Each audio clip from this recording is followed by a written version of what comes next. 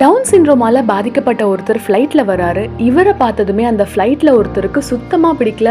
என்னடா இவங்கெல்லாம் வந்து இப்படி டென்ஷன் பண்றாங்களே நம்மள அப்படின்ற மாதிரி இருக்காரு. அந்த டவுன் சிண்ட்ரோமால பாதிக்கப்பட்ட ஆளு அவரோட லக்கேஜை கரெக்டா அவரால் வைக்க முடியல. இதனால அந்த இன்னொரு ஆளு பயங்கரமா டென்ஷன் ஆயிட்டே இருக்கான். இந்த ஆளு ஒரு புக்கை வச்சு படிச்சுட்டு இருக்காரு. அந்த நேரத்துல அவர் கேக்குறாரு, இந்த புக்கு எப்படி இருக்கு அப்படின்ற மாதிரி நல்லா தன்மையா தான் கேக்குறாரு. இந்த புக்கு பயங்கரமா இருக்கு, ஆனா இத பத்தி புரிஞ்சுக்கிற தன்மை அவன்கிட்ட இல்ல அப்படின்ற மாதிரி எல்லாம் சொல்லி.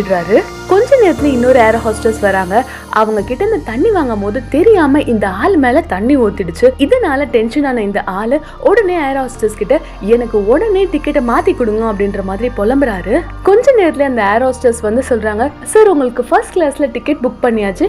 இந்த ஆளும் தன்னதான் சொல்றாங்கன்னு நினைக்கிறாரு. ஆனா கடைசியில பார்த்தா அந்த டவுன் சிண்ட்ரோமால பாதிக்கப்பட்டிருப்பாருல, அவருக்கு தான் அந்த டிக்கெட்டை கொடுத்திருப்பாங்க. அது மட்டும் இல்லாம கடைசியா ஒரு ட்விஸ்ட் அழகா சொல்லிட்டு போவாரு.